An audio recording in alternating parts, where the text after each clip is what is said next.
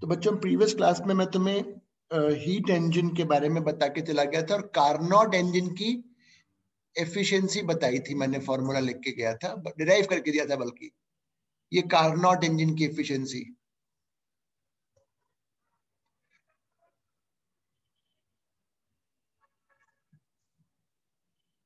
ये सिंक का temperature, resource का, ये केल्विन में रहेंगे, ठीक है। अदरवाइज एफिशिएंसी का फॉर्मूला जो है वो है वर्क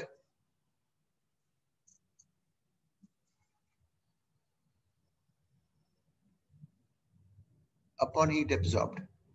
यहां तक we have done the process. तो हम शुरू करते हैं, चलो लेट्स स्टार्ट द प्रॉब्लम। सबसे पहले लिखो in a heat engine,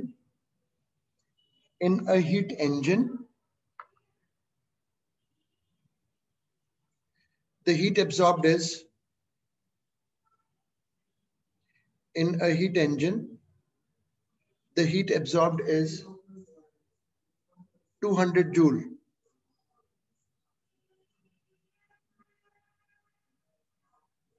and rejected heat is 50 joule, and rejected heat is 50 joule. Sir absorbed कितनी?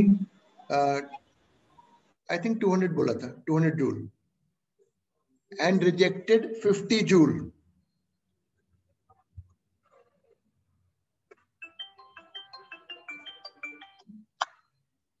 रघु मैं थोड़ा पढ़ा रहा था, अभी मैं लगाता हूँ। And heat rejected 50 joule. What is the efficiency? What is the efficiency?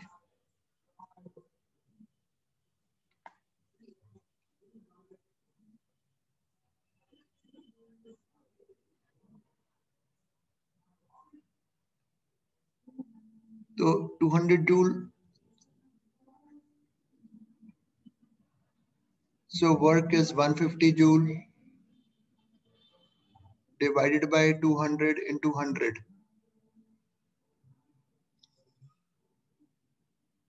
The efficiency is 75%.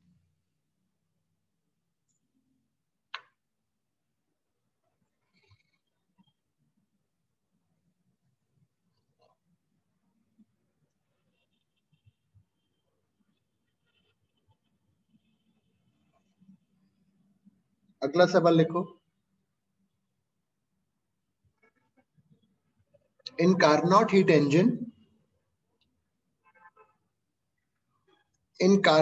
engine, the efficiency is 0.5.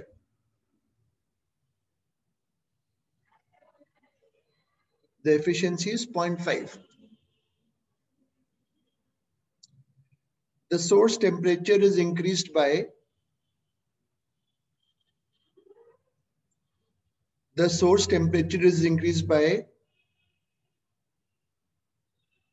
100 Kelvin. The source temperature is increased by 100 Kelvin.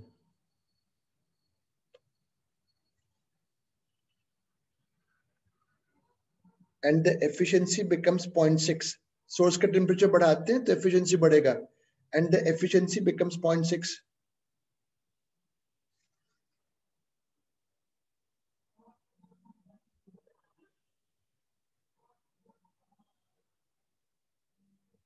Find the sink temperature.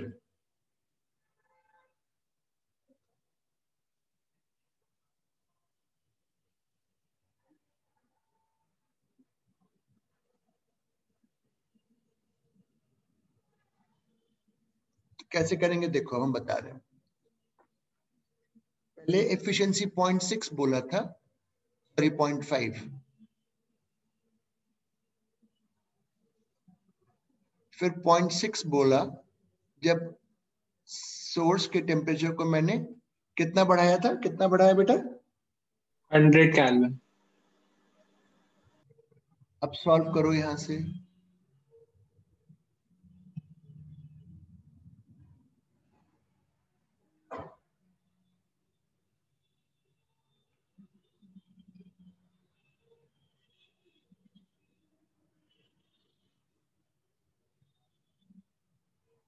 इससे तुम्हें source का temperature मिल जाएगा।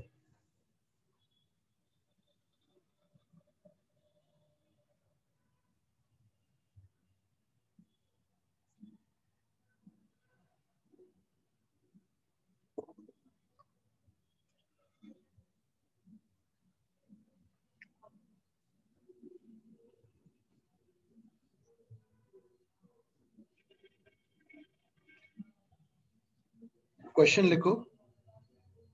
इन a heat engine, in a heat engine, in a heat engine, the heat absorbed per second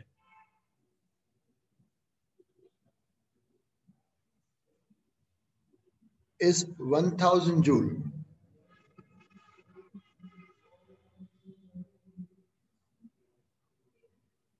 Is 1000 per is 1000 joule. जो heat absorb हो रही है per second, it is 1000 joule. The efficiency is 80%. The efficiency is 80%.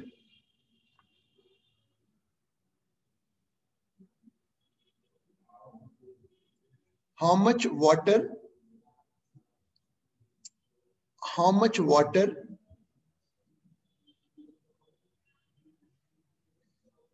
can it lift?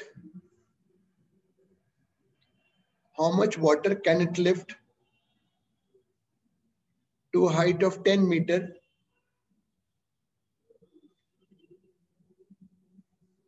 to a height of 10 meter per second?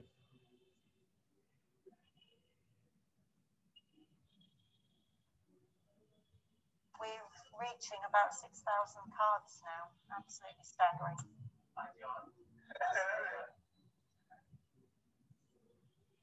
अब देखो हम बताते हैं क्या मतलब हुआ। आपका जो वो मोटर है, इंजन है, वो 1000 जूल पर सेकंड तो एब्जॉर्ब कर रहा है। एफिशिएंसी 80%, तो मतलब जो वर्क वो कर रहा है, आउटपुट वर्क जो वर्क वो हो रहा है वो 80% है, मतलब इतना जूल पर सेकंड उससे पानी उठाया जा रहा है। तो कितना पानी, अच्छा ये इसकी क्या बढ़ाएगा बोलो, पोटेंशियल एनर्जी। तो ये इतना पर सेकंड, तो हमें मास निकालना है कितना पर सेकंड वो उठा रहा है।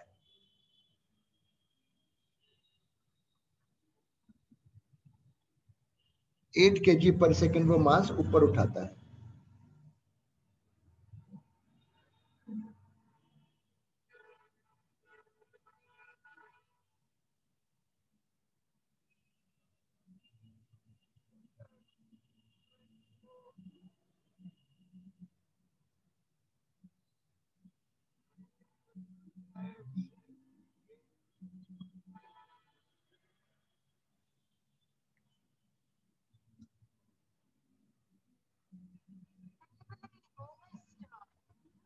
अगला सवाल,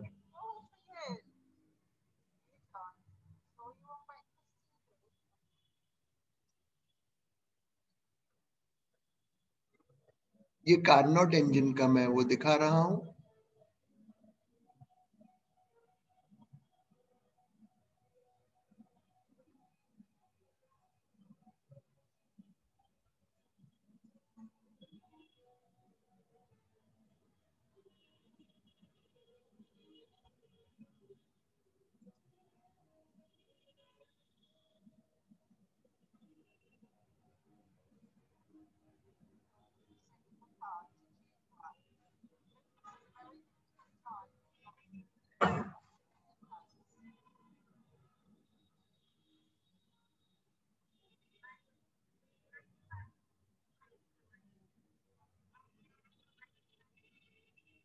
What is the heat rejected per second?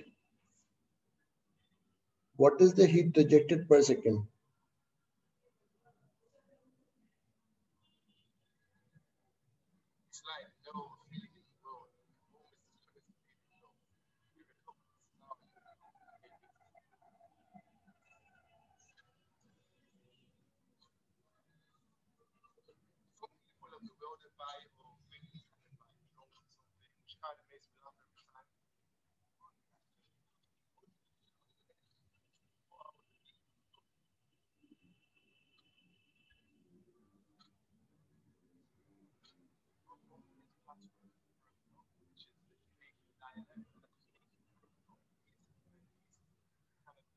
तो पहले मैं निकाल लेता हूं कितना हीट। अब मुझे बताओ जो एफिशिएंसी है वो है वर्क अपॉन हीट एब्जॉर्ब्ड।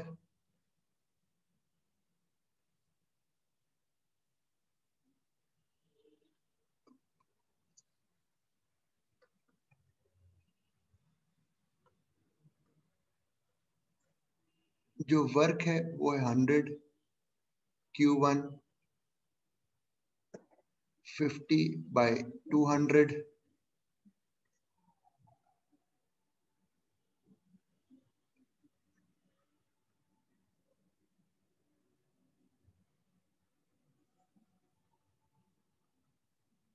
इससे Q1 आपने निकाल दिया 400/3 जूल पर सेकेंड। इतना तो हीट सिस्टम में आ रहा है।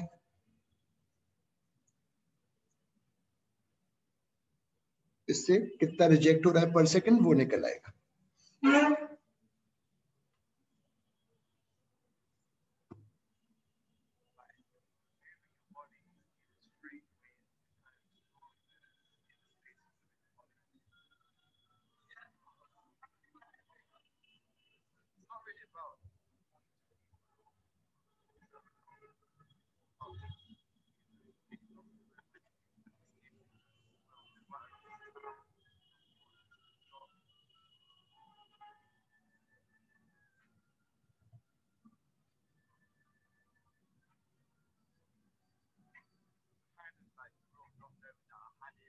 लिख लिया?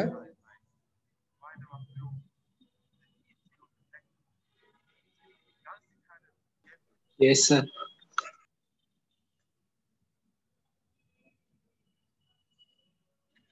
सपोज करो, अच्छा अब मैं तुम्हें एक क्वेश्चन देता हूं, ये अच्छा सवालों में से माना जाएगा, 2-3 दे दूंगा।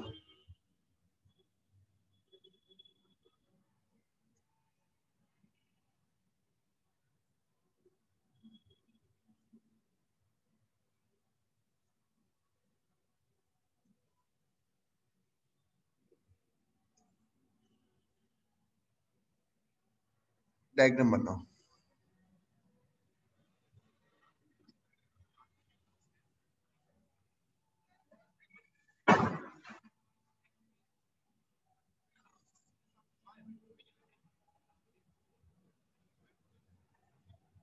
बना लिया? 1 मिनट सर।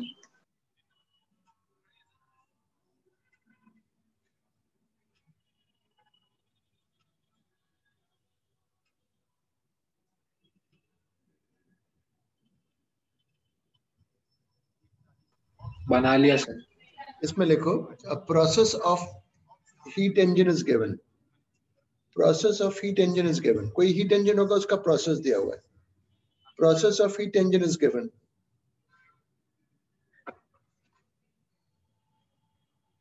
हीट इंजन का एक प्रोसेस दिया हुआ है, कुछ होगा। My question is find the efficiency. Find the efficiency. तो एफिशिएंसी होता है वर्क जो भी नेट हुआ अपॉन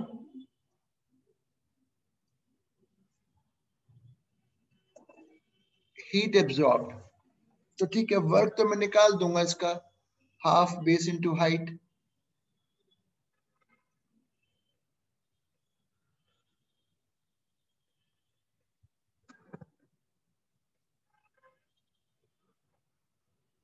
ये तो वर्क आ गया।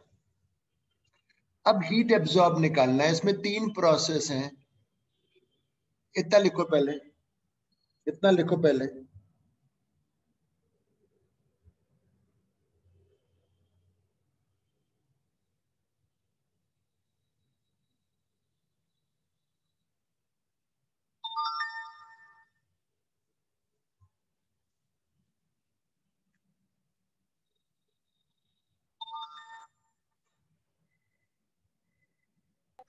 लिख लिया sir.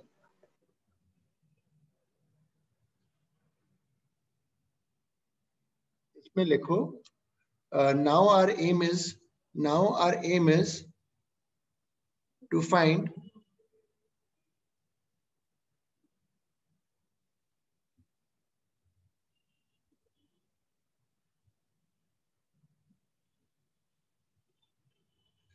now our aim is to find the heat absorbed in the process.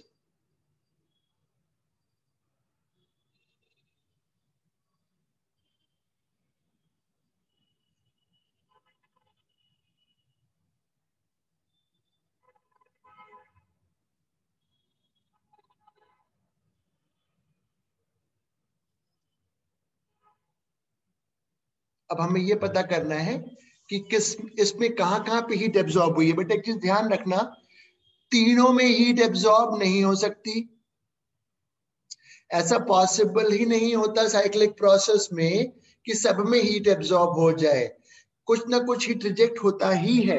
It is not ये जो सेकेंड लॉ ऑफ थर्मोडायनेमिक्स है, सेकेंड लॉ ऑफ थर्मोडायनेमिक्स का स्टेटमेंट है कि in a cyclic process heat cannot be absorbed in all the processes, a part has to be rejected. तो अब मेरे को देखना पड़ेगा कि किस किस में हीट एब्जॉर्ब हो रहा है। तो मैं एक एक स्टेप लेके चलता हूं। पहले सी ए में देखता हूं कि हीट एब्जॉर्ब हो रहा है कि रिजेक्ट हो रहा है। सबसे पहले मुझे बताओ वर्क जो है सी ए में प्लस में कि माइनस में है? माइनस में है। ठीक है, तो अब देखें इंटरनल एनर्जी का चेंज देखें कि क्या हो रहा है। मुझको थोड़ा सा सोच के बताओ, इसमें वर्क तो नेगेटिव आ गया। अब ये बताओ इसमें बेटा पीवी का प्रोडक्ट कम हो रहा है कि बढ़ रहा है? मुझे इतना बता दो, पीवी का प्रोडक्ट यहां से यहां आने पे प्रेशर वॉल्यूम का प्रोडक्ट बढ़ रहा है कि कम हो रहा है? ये जो प्रोडक्ट है फ्रॉम सी टू ए, यहाँ पे देखो 4 है, 1 into 4 और यहाँ 2, तो अगर पीवी कम हो रहा है, सो if PV product is decreasing, the temperature is decreasing. Agreed? अगर PV का प्रोडक्ट कम हो रहा है तो टेम्परेचर डिक्रीज हो रहा है। इसका मतलब ये भी नेगेटिव है इंटरनल एनर्जी। मतलब सीए में तो हीट एब्जॉर्ब नहीं हो रहा, सीए में तो हीट एब्जॉर्ब नहीं हो रहा बल्कि रिजेक्ट हो रहा है, क्योंकि ये नेगेटिव नेगेटिव मिलकर तो नेगेटिव हो जाएंगे। तो सीए में तो हीट एब्जॉर्ब नहीं हो रहा। अब आगे चलो, अब बीसी में देखते हैं क्या स्थिति बनती है।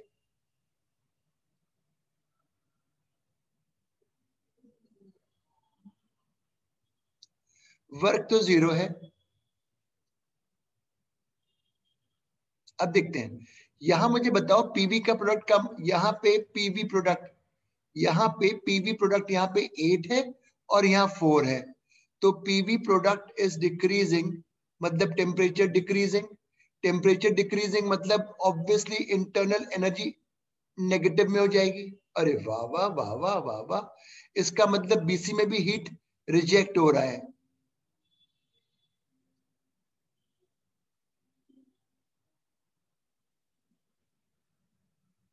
ऑब्वियस है, फिर एबी में हीट एब्जॉर्ब होगा, तो वो कितना होगा वो निकाल लेते हैं। एबी में मुझे हीट का एब्जॉर्ब निकालना है, तो एबी में अगर मुझे हीट का एब्जॉर्ब निकालना है कितना हुआ, तो मुझे एक तो इंटरनल एनर्जी कितना चेंज हुआ,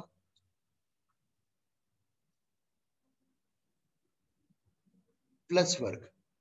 तो वर्क एबी में निकालना है तो पूरा नीचे का ट्रेपेजियम का area half sum of parallel 1 + 2 3 into उनके बीच की दूरी 2 litre.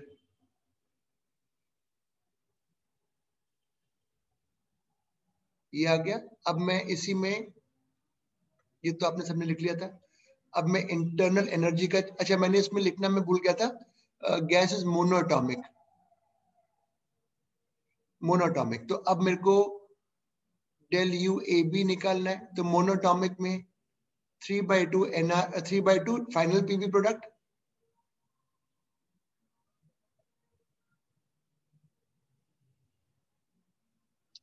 Minus initial PV product.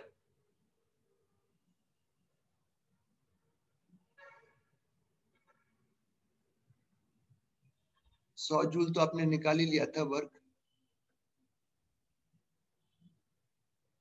अब ये हुआ 3/2 is 800 minus 200, तो ये हो गया 600, 600 by 2 300, 900।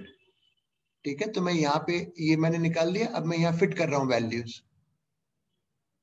ये तो 900 आ गया प्लस 300 आ गया, 1200 जूल हीट एब्जॉर्ब। तो जो एफिशिएंसी होगा प्रोसेस का वो है वर्क अपॉन हीट एब्जॉर्ब। ये आ गया, लिख लो। एक एक स्टेप बढ़िया तरीके से लिखो। पहले ये पहले सी ए लिखो, पहले इतना पार्ट लिख लो,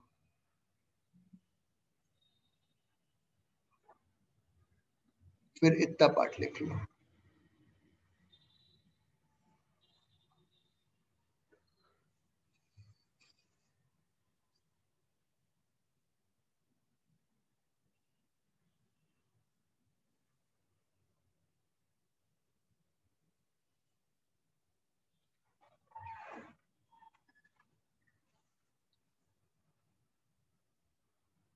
सर वो 1200 कैसे आया? बेटे 900 था ना इंटरनल एनर्जी का चेंज, यस सर। और ये 300 था यहाँ पे पर। मम्मी बात ठीक।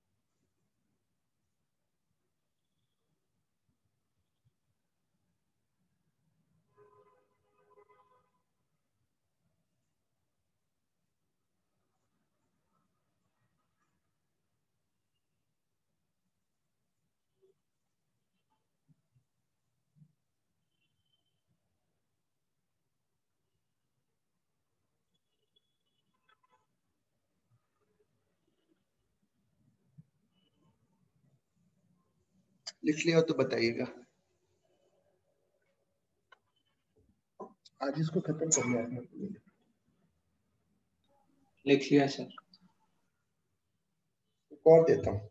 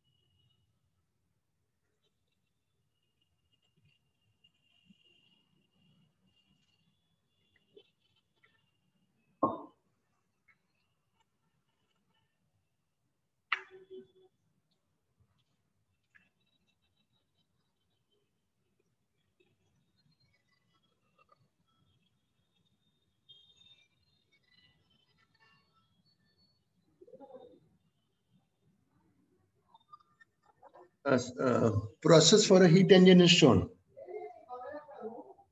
Process for heat engine is shown.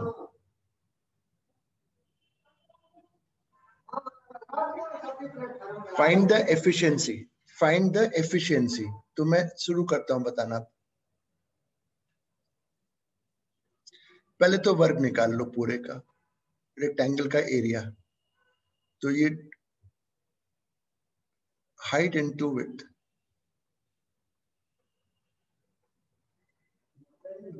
200 joule, ये वर्क आ गया। अब मैं एक एक प्रोसेस को समझाऊंगा किस किस में क्या हो रहा है। ए बी, ये तो 0 है, इसमें पीवी का प्रोडक्ट बढ़ रहा है, देयरफॉर टेम्परेचर बढ़ रहा होगा, मतलब ये जो टर्म है ये प्लस में आएगा, तो ऑब्वियसली हीट एब्जॉर्ब होगा। भैया धीरे बात करो रामू, मैं पढ़ा रहा हूँ।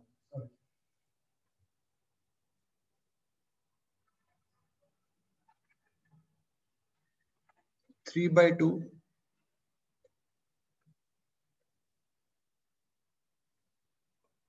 यहाँ का पीवी प्रोडक्ट माइनस यहाँ, तो ये देखो 2 एटमॉस्फेयर है,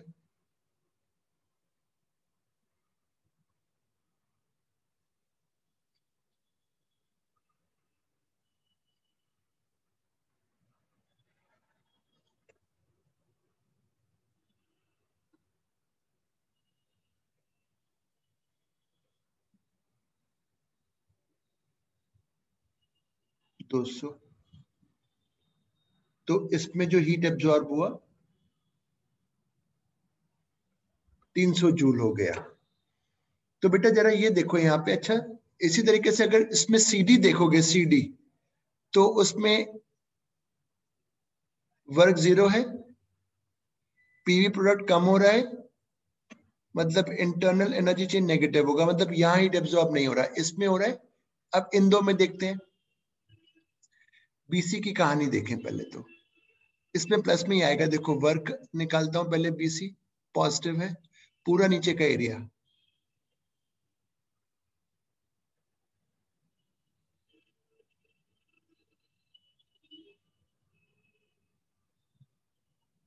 पीवी प्रोडक्ट बढ़ रहा है तो ऑब्वियसली टेम्परेचर बढ़ रहा होगा, तो इंटरनल एनर्जी प्लस में आएगा 3/2, पीवी प्रोडक्ट यहां का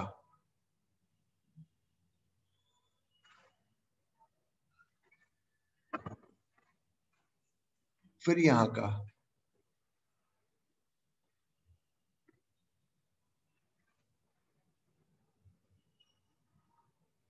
तो ये सॉल्व करा तो देखो ये हुआ 8, 4 2 800, 800 और 400, 800 माइनस 400 इज 200, नहीं 800 माइनस 400 इज ये 800 माइनस 200 600, नहीं ये 8 हो गया और ये 400 हो गया, 400 डिवाइड बाय 2 200, तो ये पूरा सॉल्व किया तो 600 आ गया। और बेटा इसमें देखोगे तो वर्क भी नेगेटिव है और वो तो यहाँ पे हीट रिजेक्ट हो रहा है, क्यों रिजेक्ट हो रहा है ऑब्वियसली।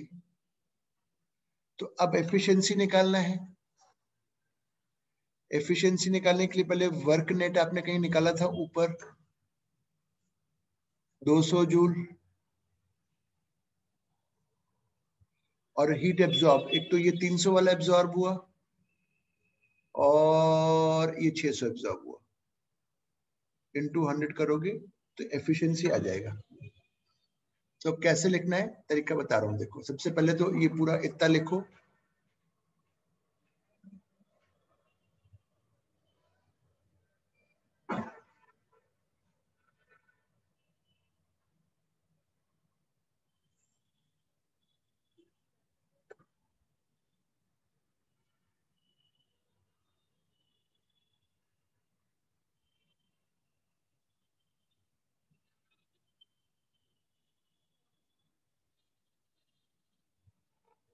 लिख लो, ये तो लिख लिया था वर्क, आगे का लिखो।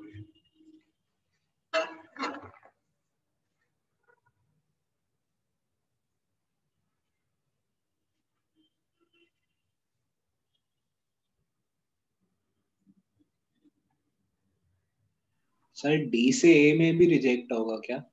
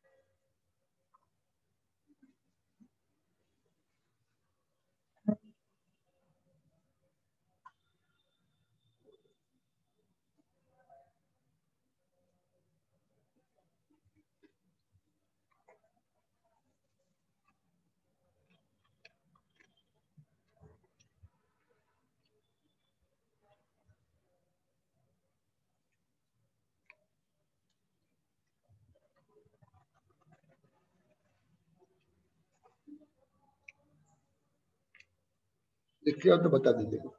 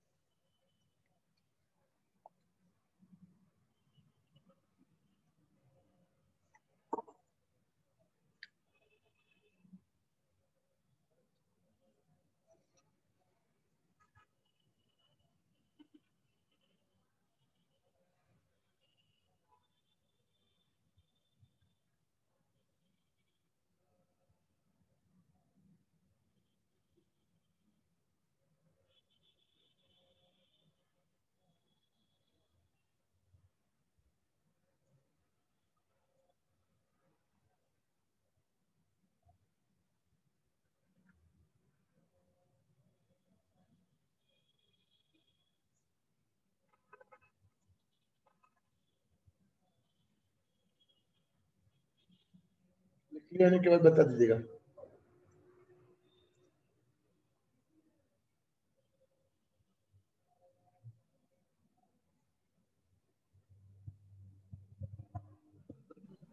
लिख लिया सर। चलो एक और।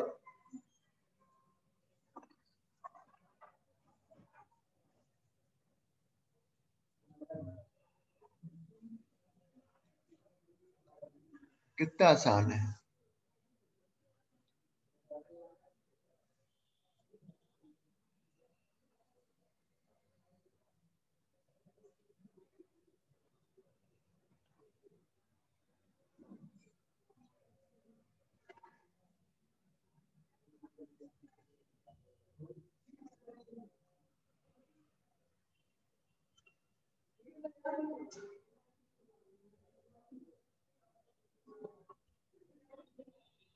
डायग्राम बना लो। ये आइसोथर्मल है जो ऊपर से कर्व दिखाया है।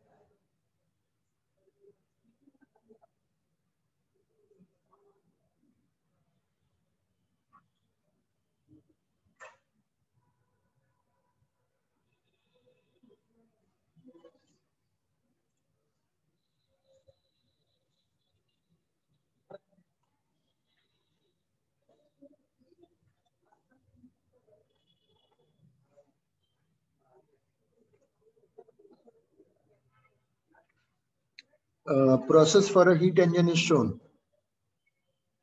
Process for a heat engine is shown.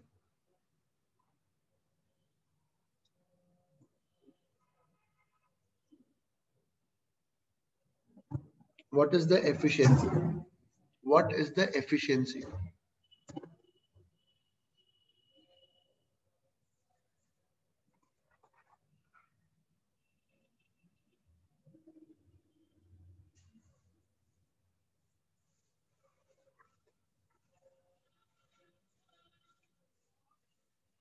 तो बेटा पहले वर्क निकाल लें। ए बी का वर्क है 0, सी ए का वर्क नीचे का एरिया निकालना पड़ेगा 10⁵ इंटू 2 और ये नेगेटिव में आ गया।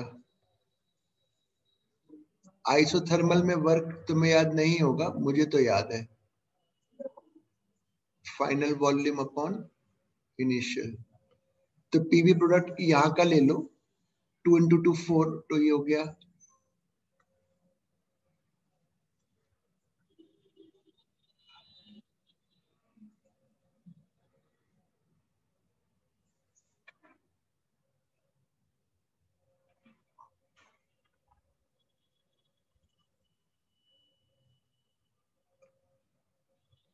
ये वर्क, तो नेटवर्क आ गया मेरा सिस्टम का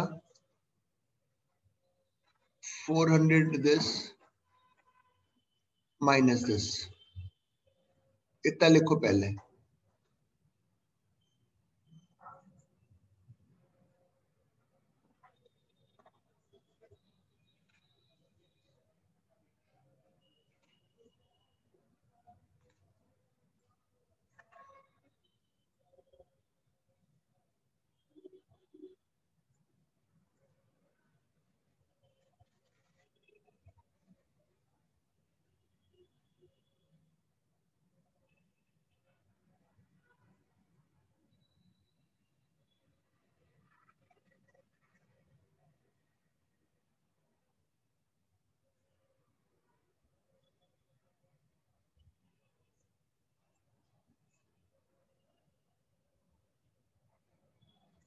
लिख लेने के बाद बता दीजिएगा।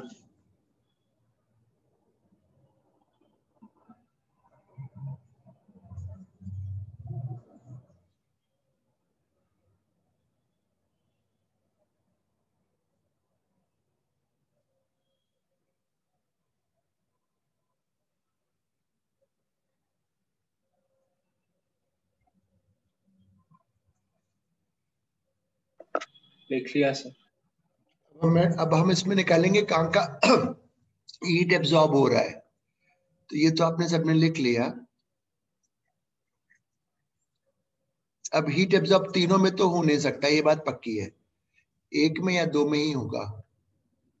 तो सबसे पहले मैं चलो शुरू करता हूं सीए प्रोसेस में।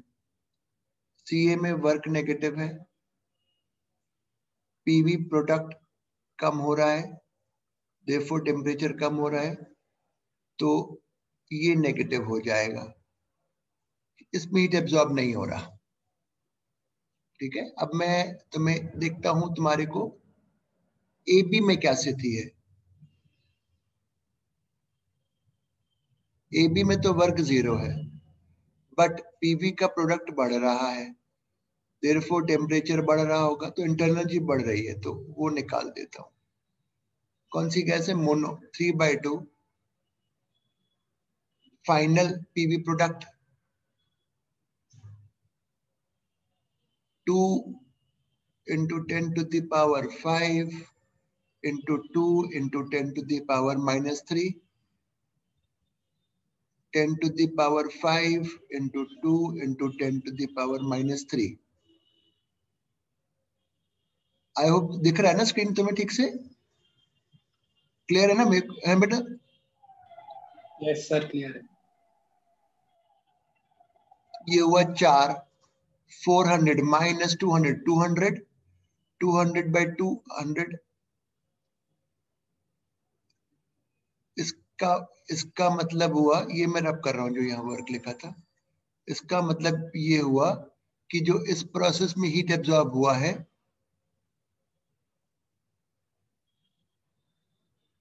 वो 300 जूल है। अब मैं बीसी की बात करता हूं। बीसी में वर्क तो निकाल चुका हूं, प्लस में आया है क्योंकि वॉल्यूम बढ़ रहा है, और वो कितना आया है? 400 log 2। टेम्परेचर कांस्टेंट है,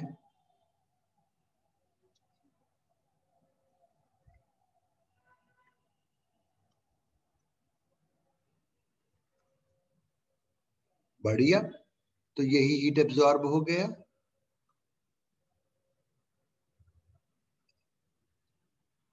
तो बस अब आप इन दो को, आपने वो जो निकाला था पूरा वर्क, जो भी निकाल के यहाँ मैंने रब किया है वो, उसको लेकर टोटल हीट से डिवाइड कर दो तो आ जाएगा। लो लिखो, पहला स्टेप ये लिखो गोले में,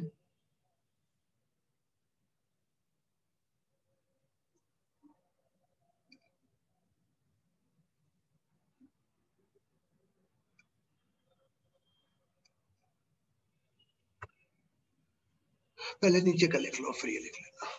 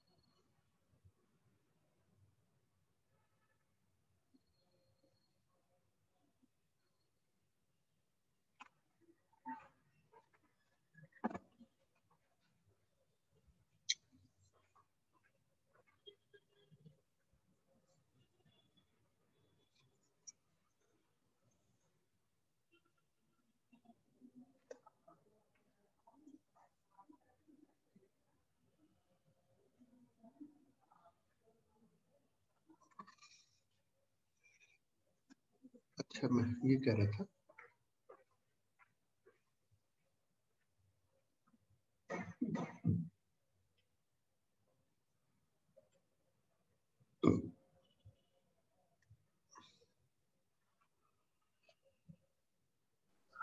लिख लिया सर।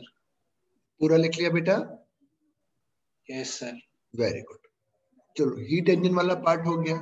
लास्ट पार्ट इसका है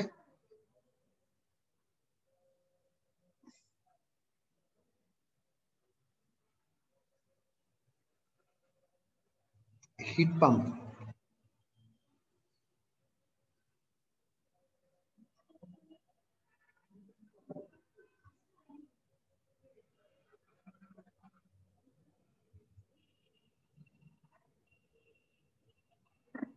लिखो heat pump is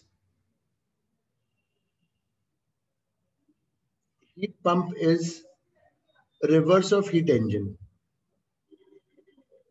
Heat pump is reverse of heat engine.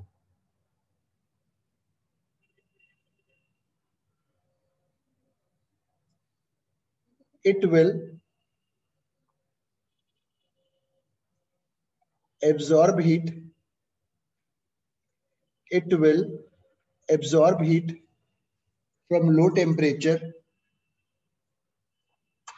It will absorb heat from low temperature and reject at high temperature.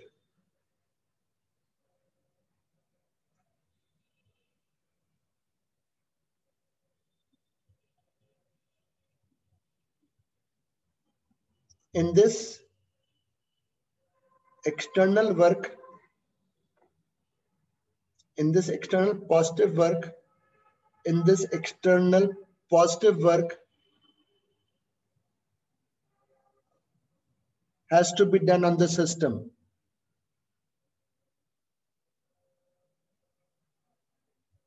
Has to be done on the system.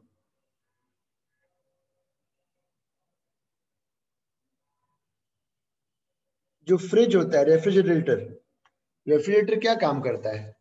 क्या करता है? अंदर से heat absorb करता है, जो खुद जगह ठंडी है वहां से एब्जॉर्ब करता रहता है ताकि वो ठंडा बना रहे। और उसकी हीट जो एब्जॉर्ब होती है वो कहाँ जाती है? सराउंडिंग, पीछे। एसी जब आप चलाते हो तो आप देखते हो एसी के बाहर गर्म हो जाता है, अंदर ठंडा कर रहा है। तो अंदर ठंडी जगह से ही हीट को एब्जॉर्ब कर रहा है और बाहर दे रहा है। और कहाँ दे रहा है? जहां पे टेम्परेचर ज्यादा है। पर अंदर कंप्रेसर होता है ना जो वर्क करता है। तो इसमें ऐसे चलेगा, यहां से हीट एब्जॉर्ब होगा, ये वर्क होगा प्लस में, और यहां हीट दे दिया जाएगा हाई टेम्परेचर पर।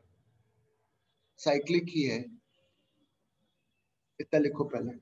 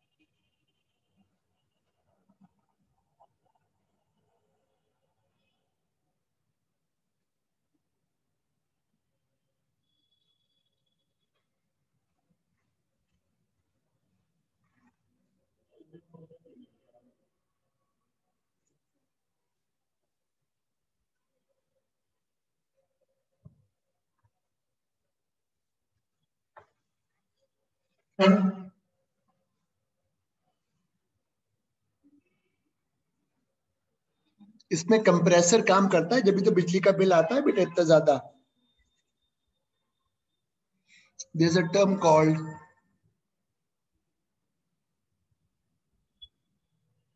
coefficient of performance.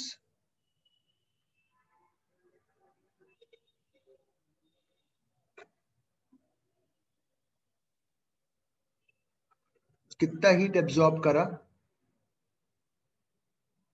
और कंप्रेसर ने कितना, लिखो पहले फिर बताऊंगा।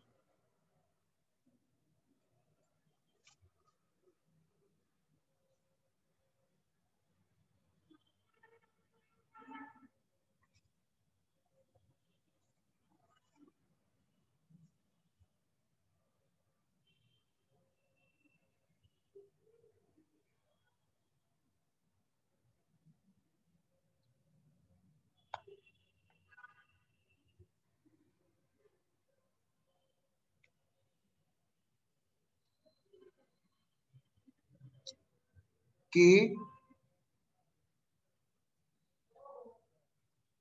should be high, तभी वो अच्छा कहलाएगा। क्यों सर, क्यों अच्छा कहलाएगा फ्रिज आपका? K ज्यादा होगा मतलब वर्क कम करना पड़ रहा है, और ये K ज्यादा होगा मतलब डिनोमिनेटर छोटा है, Q लेस है, W लेस है, और Q2 मोर है, मतलब ज्यादा हीट एब्जॉर्ब हो रहा है ना। तो अगर K कम होगा तो बिजली का बिल ज्यादा आएगा।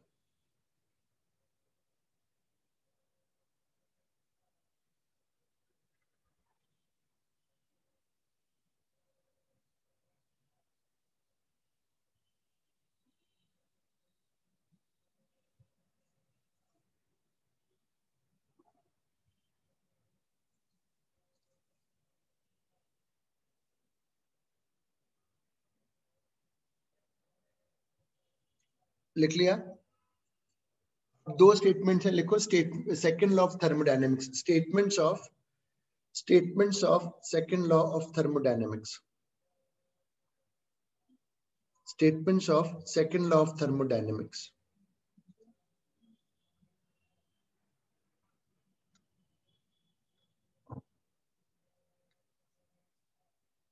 पहला स्टेटमेंट है, इन अ साइक्लिक प्रोसेस, पहला स्टेटमेंट है, इन अ साइक्लिक प्रोसेस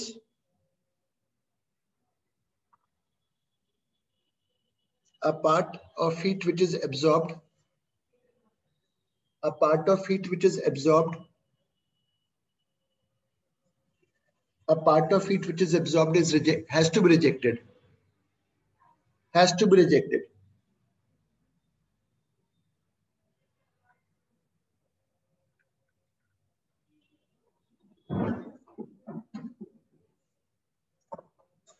और दूसरा स्टेटमेंट लिखो,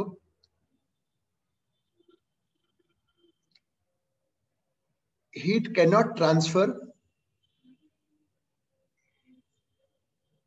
heat cannot transfer from low temperature to high temperature,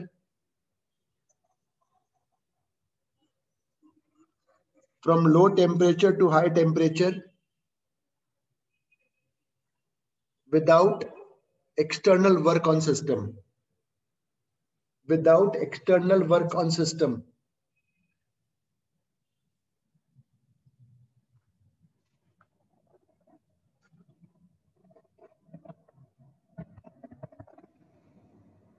compressor के बिना वो पॉसिबल नहीं है। तो ये मैंने आपको बेटा सेकंड चैप्टर करा दिया।